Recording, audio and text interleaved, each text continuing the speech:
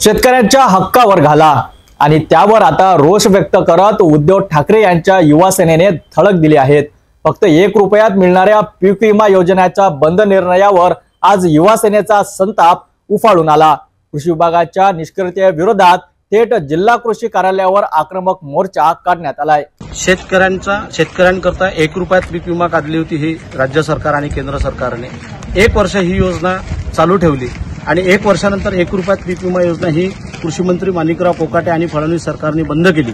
याबाबत आज आम्ही त्यांचा तीव्र शब्दात निषेध करतो, कारण शेतकऱ्यांच्या जीवनाशी खेळ हे सरकार खेळत आहे। एकीकडे ही पीक विमा योजना बंद करण्याचा घाट या सरकारचा असल्यामुळे 1 रुपयात पीक विमा देण्याची योजना ही बंद केली आणि जे त्याच्यामध्ये पीक नुकसानीची नुकसान भरपाई देण्याचे जे नियम अटी होत्या त्याच्यात सुद्धा बदल करून पीक कापणी प्रयोगावर फक्त ह्या नियम अटी आणलेल्या आहे। त्यामुळे आज जिल्हा कृषी अधीक्षकांना आम्ही निवेदन देऊन इशारा दिला की 7 दिवसात 1 रुपयात पीक विमा योजना बंद केल्याची घोषणा रद्द करावी आणि शेतकऱ्यांना 1च रुपयात पीक विमा द्यावा, अन्यथा शिवसेना कृषी मंत्र्यांना या अमरावती जिल्ह्यात पायी ठेवू देणार नाही असा इशारा आज या ठिकाणी देतो। शेतकरी संकटात असताना त्याच्यासाठी असलेल्या योजनाचा बंद केल्या जात असतील तर त्याचा तीव्र विरोध होणारच आणि याच इशाऱ्यासह युवा सेनेने सरकारला आज थेट चपलांचा हार दाखवून चेतावणी दिली आहे।